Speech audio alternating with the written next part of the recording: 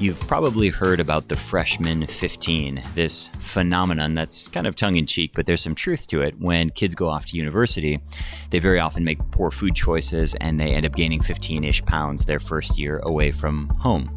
The joke now is that there's the COVID-19, the 19 pounds that people have gained from homework, from social isolation, from being at home all day and the gym's closed and not being able to go out like they normally would. And while it's kind of a silly joke, the reality is that the mental health of the world has suffered right along with the physical health of the world, and we're not paying enough attention. That manifests in different ways for different people. For some people, that's binge eating. For other people, that's binge watching Netflix. For other people, that's getting lost in the black hole of video games until 3 a.m. For other people, it's pornography, obsessive work, even obsessive exercise can fall under the category of addiction. And if we define addiction as any behavior that you continue to do despite negative consequences, I think really quickly, many of us can find things in our lives that fall into that category. And if we're truly trying to find our way to balance and to health, we probably need to parse out those activities and take a closer look. If you're new here, it's the Lucas Rockwood Show. I'm a yoga teacher, a trainer, I'm a serial entrepreneur. I'm a father of 3 kids, but first and foremost, I'm a student. I like to learn things. So I go into the world of nutrition and sports and wellness and medical doctors and researchers and meditators. This week, we'll be talking to a psychiatrist, and I try to find people writing about interesting things, studying interesting things, and bring their work to you here on the show. So hopefully we can get new ideas, learn new things, and live more fulfilled lives. Let's see if it works. I've recently stopped taking on advertising because I found it kind of boring. So instead, you are the advertiser. I'd like to ask you instead to sponsor my show. Here's how you do it. You just share the show. That's all I ask. So share the show on social. Say, hey, I found this weird guy talking about addiction, and you can tag me. It's at Lucas Rockwood. And if you'd like to be on my email list, I send out an update every week. It's yogabody.com/sign me up. There's a breathing worksheet there you can download too, just as a thank you for signing up.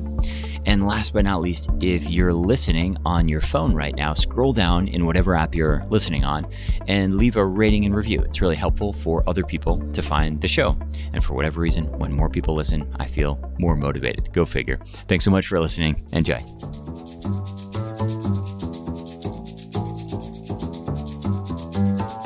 So welcome everyone, Lucas here. Today's show is called Mindfulness as a Solution to Addiction, and I am joined here with Dr. Jud Brewer. Dr. Jud is an addiction psychiatrist. He's the author of a book called The Craving Mind. He's a creator of a whole bunch of different mindfulness apps. We'll be chatting about mindfulness and his apps and his work today.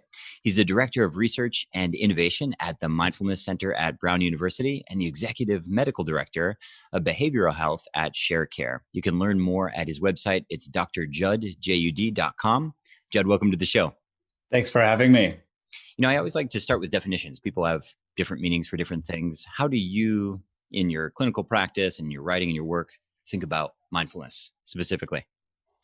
I think of it as having 2 components. One is awareness, so being aware of something. But then there's this unique component of the attitude. How we're paying attention really makes a big difference. So I think of it as being aware, but being curious and not just jumping to conclusions or judging what we're seeing or hearing or feeling, but truly being curious about it. And I know a lot of your work revolves around addiction and breaking habits and changing behavior patterns. What do you define as an addiction? Are all in your world, are all addictions negative? Are there positive addictions? Is it situation specific?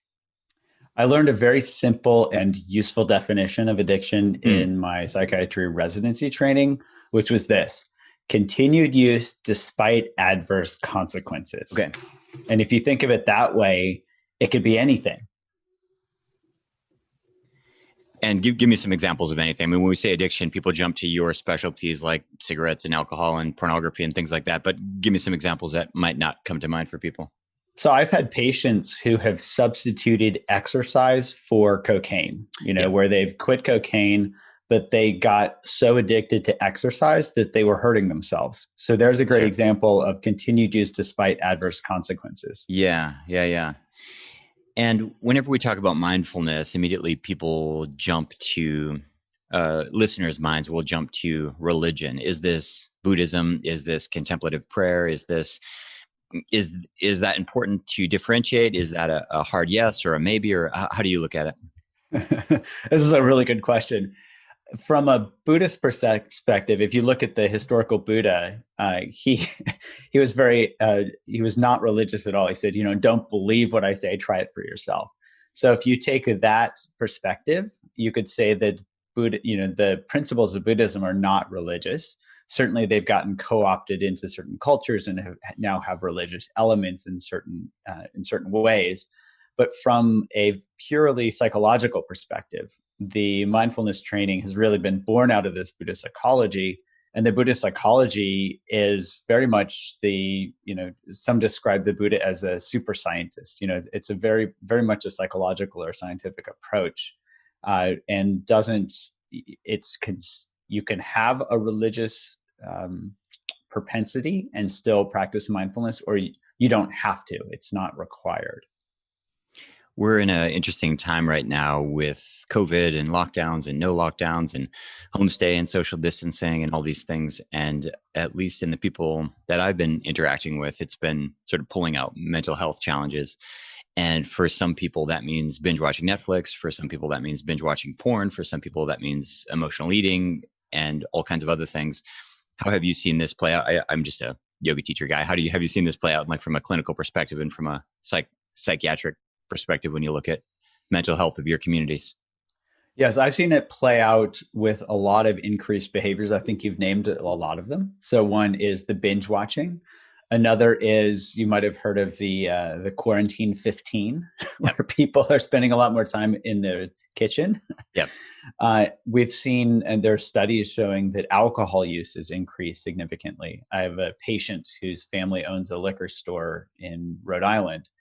And their liquor store was considered an essential business and stayed open, all this.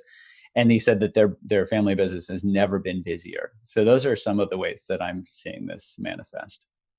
Yeah, I mean, I've even heard people, not people that I would particularly listen to, but I've even heard people recommend, just use this time as a reset, drink more, smoke more weed, watch more Netflix. And I just think like, I'm not sure what I think about that, but I definitely know, I know people on both sides of the spectrum, people who have really spun out and, the COVID-19 is like the 19 pounds or whatever, and people who have really kind of doubled down and done better in many areas of their life.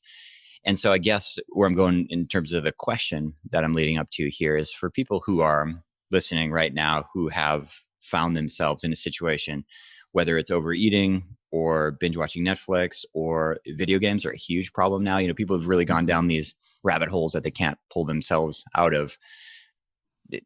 From this concept of using mindfulness as a potential path forward, for a lot of people, that's a totally new way of thinking about it. Most people are going cold turkey, or they're putting little timers on their phones, or they're trying to dissociate from their World of Warcraft friends or whatever it is. How can you help them think about what mindfulness might have to offer them in terms of dealing with these repetitive behaviors that are disrupting their lives? Yeah, well, I would say you've just described what I think a lot of people do, which is kind of use their willpower, the cold turkey, just grit your teeth and do it. That's not actually how our brains work. So I can tell you as an addiction psychiatrist, that doesn't work very well. And I'm sure people, if they think, that's going to work for them, I would say, good luck, for a very, very small percentage of people, that have Mr. Spock-like brains, who can just think their way through things, it works. But that's not most of the population. So this is actually what got me really interested in studying this in the first place, which is, why am I struggling helping my patients in my clinic? What am I missing? What can we do? And it turns out, if you look at the psychology from the 50s, that there was a hint there around, understanding how our minds work. And if you roll that all the way back to the ancient Buddhist psychology, they actually described this way before paper was even invented, which is pretty neat.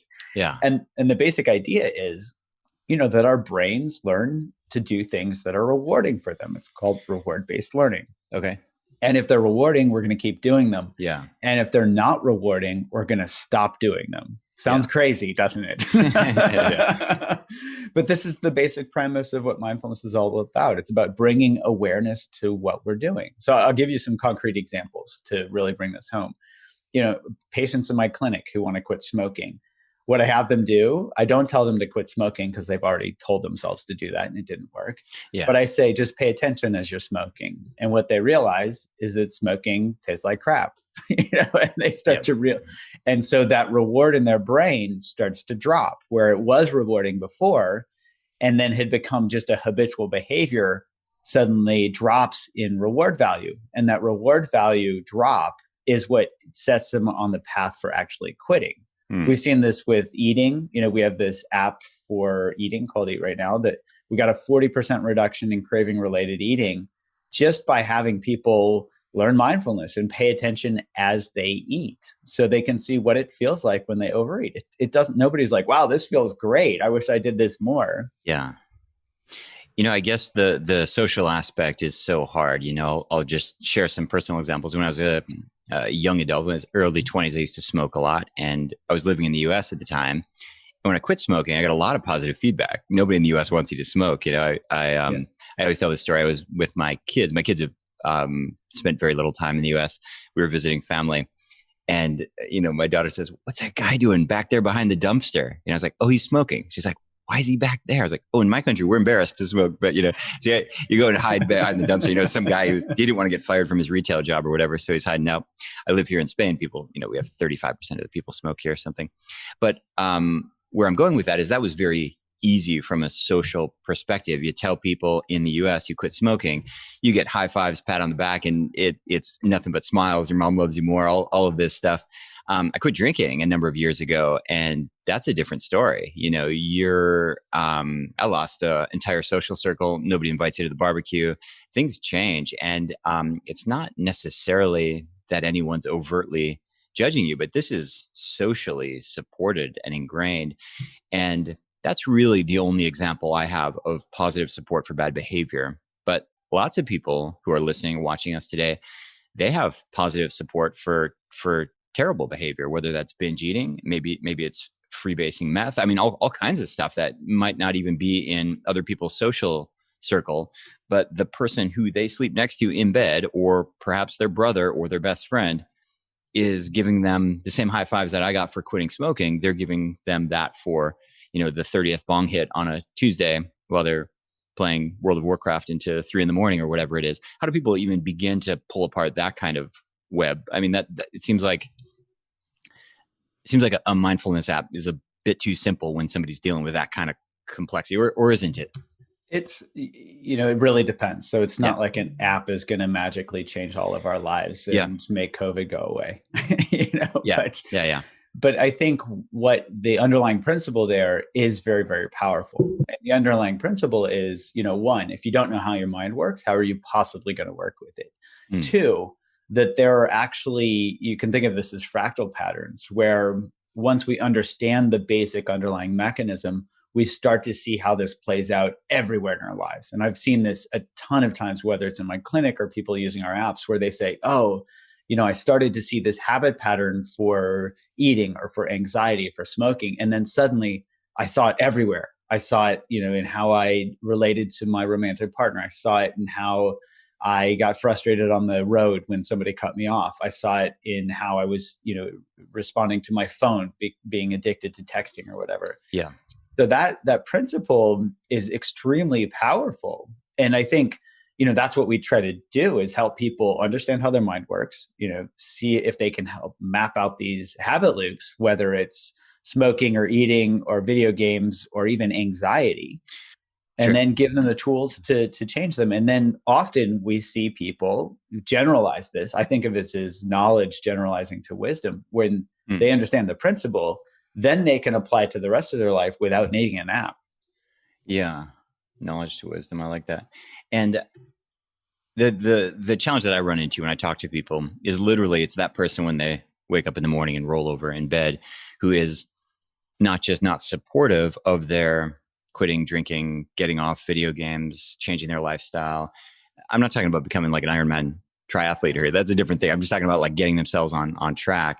Not only are they not supportive, but they're actively the opposite. They're actively clipping their wings. And a lot of people find themselves in that situation in your clinical work with with addiction specifically, where I'm going is how important is the spouse, the social circle, the 3 or 4 people that you spend the most time with. If you're a drunk and your partner is a drunk, are you sunk? Is where I'm going. Is that the elephant in the room, or what are your thoughts? It's certainly a huge element. So social support has been shown to be very important in a number of different ways. But if you think about just the reinforcement and the reward and the support that comes from having somebody that is on board with what you're doing, that's huge. And I think it's also something we can address, where if let's say a partner is not supportive, we can, not that I'm recommending that the person that's trying to, cut down on drinking or whatever do this themselves. Yeah. But we can start to identify, what is it that person is attached to? What kind of ego threat is there that prevents them from looking at this as well? Because, somebody really is a supportive partner. They want us to be happy. And if we can, if they're not seeing that we're not happy, then it's going to be harder for them to be on board. If they're seeing that we're suffering and they have an ounce of compassion in them, then they're going to naturally want us to be happy. And that in itself can draw people together, can help everybody get on the same page. A lot of it has to do with just seeing how detrimental whatever the behavior is, which is actually something that we do.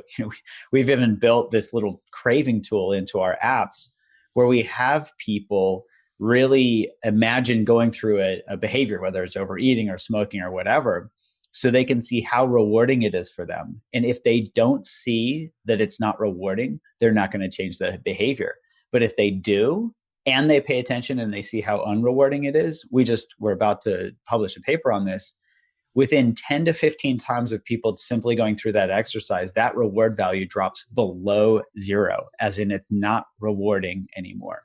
But that really comes back to this essential element of awareness. And I think that awareness can happen on our partners or our spouse or our family members or friends level as well. If they're not seeing it, then they're going to be perpetuating the problem.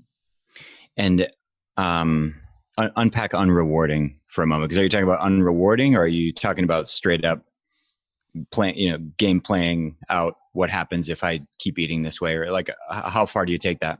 It's one thing like, eating this entire pint of Haagen-Dazs doesn't make me feel good. Another one is, if I continue down this path, my partner will stop being attracted to me 10 years from now. We won't have an intimate life. There's a different, how far do you go with the negative gameplay? I think that's a really important piece. It's right now, because our brains are not very good at looking into the future. There's this whole thing called delayed discounting. We delay future rewards, benefits. So this is, and in fact, we can touch into this just about with any behavior that's not helpful for us right now. It's not, I'm going to gain 10 pounds or, 20 pounds or whatever. It's about, how does this feel right now? Like you said, what's it feel like to eat an entire pint of ice cream? Well, not that great. It might taste good at first, but what's that last bite taste like compared to the first bite? I can almost promise you that the reward value, as in how rewarding it is much lower.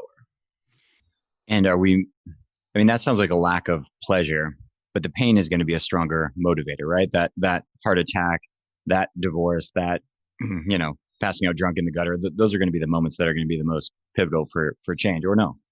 What is? They often are. So this is where I see in my clinic, a lot of my patients hit rock bottom before they come to see me. Yeah. They're not, they don't just start drinking and then they preemptively set up an appointment for me. And they're like, Doc, I think this might be a problem in 5 years. I want to start seeing you now. No, it's because they've had, they've had significant problems, and that wakes them up to the suffering that is causing them in their lives right there. What is the biggest misunderstanding that people have about addiction in general, or about their own addictions? Do people generally understand what's going on, or are they confused? Or I think in a broad sense, people understand what's going on in the sense that it's a problem, but not always. They often talk about denial being that thing that needs to be overcome. But the other thing that I see a lot is where people don't understand that addiction is just at the far end of a spectrum of habit, and Okay. Okay. it's just how our brains work. So often they Yeah. think there's something wrong with them. It's just that their brain works really well in one particular aspect, Yeah. almost too Yeah. well. It's got this iron grip on that particular behavior. So I think that's actually helpful for people to understand, because then they stop blaming themselves that, oh, there's something wrong with me. There's no, Yeah. there's nothing wrong with them. There's just a behavior that's kind of gotten out of control. And the good news is, if they understand how it's gotten out of control and understand this, this reward-based learning system, they can actually get it back into control. We did a study with smoking where we got 5 times the quit rates of gold standard treatment. So Well, we know from a scientific perspective that this works. yeah. Are people more addicted now? I mean, there's all this negative press about social media, gaming, access to whether it's video games or pornography or even just food. Historically, is there any precedent that people are more addicted now, or has addiction just shifted? And I ask the question because I heard some statistic about, the old TV show I Love Lucy, and something like 83% of households watch that show. Like, not like 83% of the entire US. And, right now, I think the biggest thing is like the Super Bowl. And I think it gets like 12% saturation or something like that. So I don't know, like, did we just stop watching I Love Lucy, and now this guy's spun out playing Candy Crush, and this person's off like in some cannabis? Do you have any thoughts in terms of if addiction is truly on the rise, or if it's just, shape shifting over time? Yeah, our brains haven't made any quantal shift in evolution. It's not like we've suddenly. Right. We're still just cavemen. Yeah. Yeah. But if you look at the modern day, we have something that is unique. So, for example, this is the first time in history that we've been able to refine substances. Coca leaves, not addictive. Cocaine, very Right. addictive, right? Right. So we harvest and we cultivate tobacco. Yeah. All these things, synthetic opioids. So there are those aspects. There's also food, where food is engineered to be increasingly addictive. Yeah. And then you add on to that pile social media, even entertainment, where there's the binge watching on Netflix. Well, it used to be that you had to wait until the next week and the next episode of a television show, and that was it. Well, now you can get entire seasons on Netflix or Amazon or anything. So I think it's our brain has always been this way. It's just that we're now crafting things to our brain's addictive capacity. For people who are right now and they're spending more time at home, maybe they're in a lockdown state, maybe they're not, and they're doing something that they know is sort of falling under the lines of addictive behavior, whether it's something relatively benign like binge watching Netflix, or something more overtly offensive like abusing a substance or something like that. Where would you put them in terms of like first steps? Assuming people they're safe, they're not about to jump off the second story window or anything like that. Let's assume people are just dealing with normal pedestrian, compulsive behavior of Haagen-Dazs, Game of Thrones, and Candy Crush, these kinds of things. How would you help them just sort of create some self-awareness and start to think about this mindfulness path forward? Yeah, I think of this as a 3-step process. And for example, and we actually lay this out in our app for anxiety called Unlearning Anxiety. And I think anxiety is an interesting example because people don't even think of anxiety as a habit. So step 1 for any habit, whether it's anxiety, eating, smoking, Candy Crush, whatever, is to map out the habit loop. 3 elements: trigger, behavior, and result. So what triggers it? Sure. What's the behavior itself? And then what's the result? Step 2 is really getting back into that reward system that we talked about earlier and helping our brain see how rewarding or unrewarding the behavior is. So we focus on the second 2 elements, the behavior and the result. From a brain perspective, we call this how rewarding is it. Okay. But from a Buddhist perspective, they talk about cause and effect. But from a pragmatic perspective, it's about the behavior and how that behavior results in something that's rewarding or not rewarding, or just habit where we're not even paying attention to the reward anymore. So I have my patients or people in our programs ask a simple question, which is, what do I get from this? And not, like you were pointing out earlier, not the 10 years down the road, I might gain 20 pounds, but what am I getting from this right now? That helps them see how rewarding the behavior is or unrewarding it is. And then the third step is to find what I call the BBO, a bigger, better offer. Okay. So if our brain is looking for things that are rewarding, it's going to do things that are rewarding. And what I like about mindfulness is that mindfulness itself can be that BBO, can be that bigger, better offer. Well, you tell me, what feels better, being sucked into the throes of a craving or being curious about that craving itself? What feels better, curiosity or craving? Curiosity, for sure. Yeah.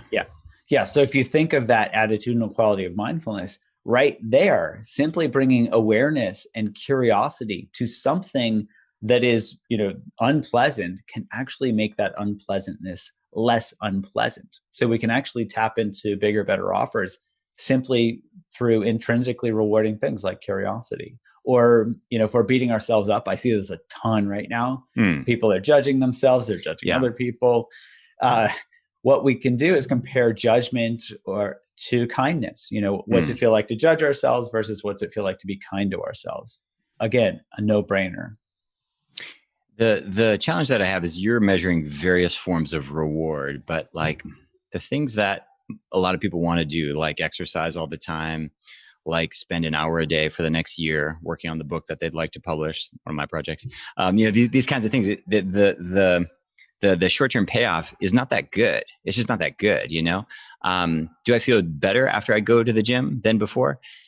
Yeah, but it really takes it takes some days. I mean, it takes some days before there's a reward there. So this was where I see people getting stuck in health and fitness is you can get a relatively quick reward from eating, much less quick reward from exercising. There's some time that needs to be invested for a lot of the things that are most valuable in life. There's delayed gratification, even like the gestation of a child. There's this 9-month period, it's not, they don't just pop out. So how do you help people think about that? And in, some of these things, like when I quit smoking, I quit smoking. When I quit drink, but when I lost a bunch of weight, that again is not an overnight thing. And some people who are listening right now, they've got an 18-month journey or a 3-year journey to lose weight. They're not going to feel better tomorrow. They're not going to be thin tomorrow. It's just, how do you help them think about those things that just simply require sort of this Protestant delayed gratification mentality? Yeah. So let's use the eating as an example and losing weight. I see this a lot. The approach that we actually take in our Eat Right Now app is we don't actually focus on the weight loss first. We focus first on the immediate experience and helping people pay attention to the immediate experience. And what people find, so what I see is a lot of people are not losing weight or they're gaining weight because they're not stopping when they're full. They're not paying attention when they're eating, or they're eating when they're not hungry, or they're not stopping when they're full. All of those can actually be let go of through simple acts of awareness. And when somebody pays attention and they stop eating when they're full, it actually feels good right in that moment. And we've had people remark where they say, oh, I lost 20 pounds and I wasn't even trying to, it was good that I lost it, but I wasn't trying to lose it. So I think there is quite a bit of immediate gratification in the present moment if we go and look for it.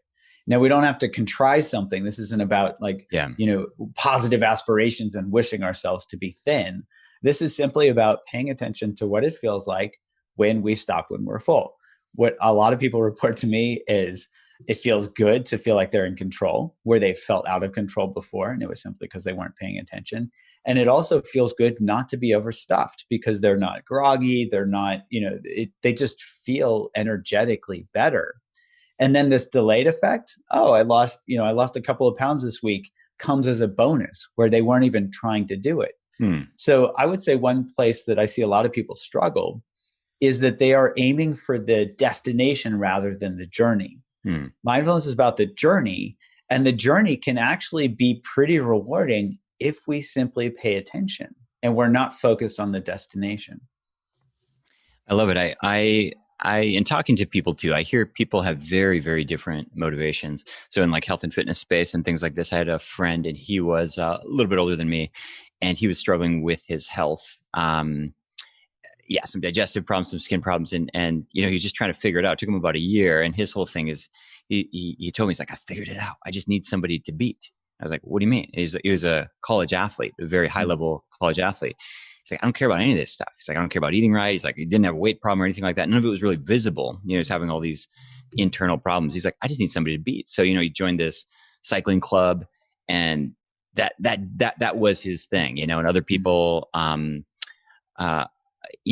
people, especially men, they get into midlife and their libido is trashed or something like this. And they're just like, I am no longer going to be a sexual being. I need to fix my whatever. I guess what I'm saying is there's people who the thing is the thing, right? The food is the food. They think about the food. And then there's other people where the food is totally irrelevant when they think they're going to have ED for the rest of their life. They couldn't care less about their favorite food. That Haagen-Dazs that they've been eating every day for 10 is just gone. Or the guy, my friend who's 45 and realizes that for him to run a 10K, this is what he told me. He's like, my bones hurt. I'm broken. I got to get fixed. You know, I got to meet somebody. And you go out there and meet these other guys his age. And again, that like knowing thyself, knowing this competitive spirit, he was able to leverage it in a way that helped him get back into shape. It just seems like there are people for whom the cigarettes are the thing and they think about them and the ritual and the talking. And then for some people, it's just they need some external focus and they will just bounce as quickly as they dove in. I'm not sure if that's your experience as well. But. Absolutely. And I think you're highlighting a key aspect, which is know thyself. You know, if somebody knows what their rewarding aspects of life are, they can leverage them. You know, I just need somebody to beat. Oh, that guy knows his mind. Jud, I love what you're doing. For people listening who want to check out your book and your apps and follow you online, where can they connect with you? I know you've got great website and YouTube videos and things. Where should we send them? The simplest place is the website, drjud.com, or my YouTube channel, which is also just Dr. Jud. Thanks so much for what you're doing, and let's keep in touch for the future. Thanks for having me. Black Friday, Cyber Monday, I can never remember the difference except one happens on Friday and the other happens on a Monday. So here we go. We're having our biggest sale of the year. It's a buy one, get one on almost all of our items. So that means if you buy a yoga trapeze, you get a free yoga trapeze. If you buy one of my online yoga training courses, like my breath coach training, you get my gravity yoga teacher training course for free. We do this just once a year, and while supplies last, I should mention if you're a yoga teacher or a studio owner, you can certainly use this as an opportunity to stock up on your merchandise for your facility or for your teaching practice. To learn more, go to yogabody.com or yogateacherscollege.com. You'll see banners right there on the homepage. We have a listener question this week from Carl, a nutritional question.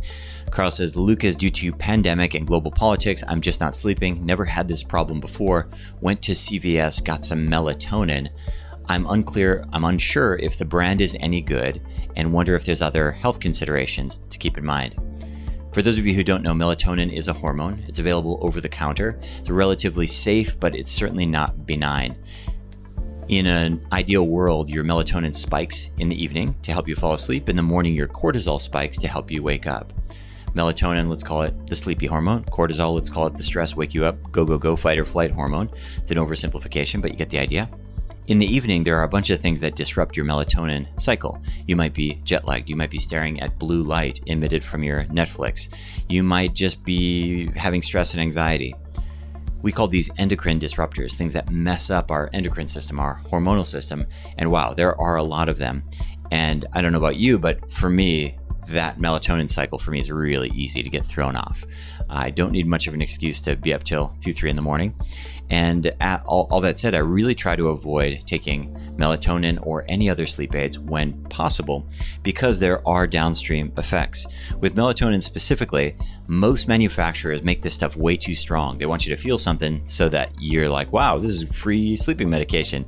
Free because it's so inexpensive as opposed to a prescription. And they want you to feel something. Unfortunately, you're taking way too much of a hormone. And hormones have cascading effects downstream, as I mentioned. And to give you an example, melatonin can affect the efficacy of birth control pills, blood pressure medication. For those with seizure disorders, it can cause some increase in seizure occurrences.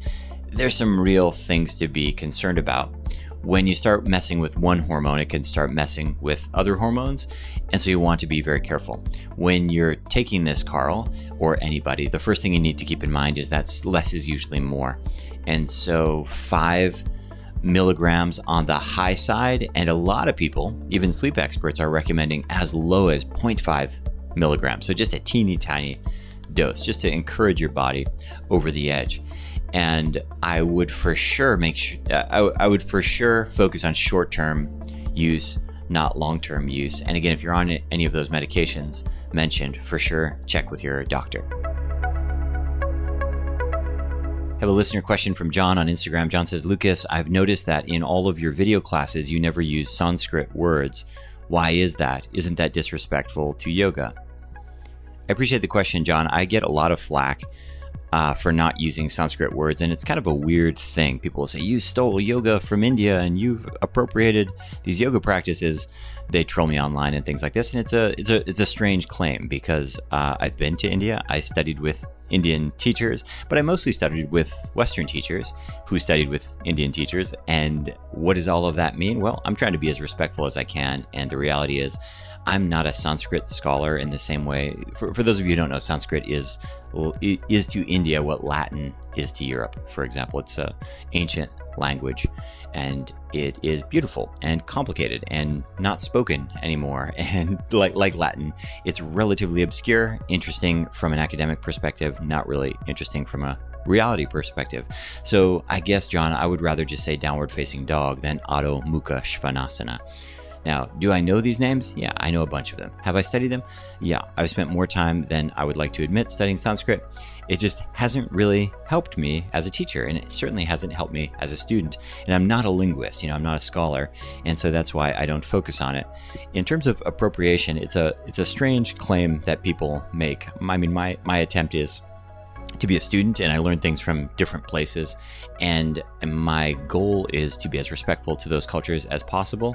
And for me, butchering Sanskrit or Pali or Latin for that matter, it just feels actually quite disrespectful to countries of origin, rather than just doing my best to articulate myself with the languages that I have mastery over. So that's my approach.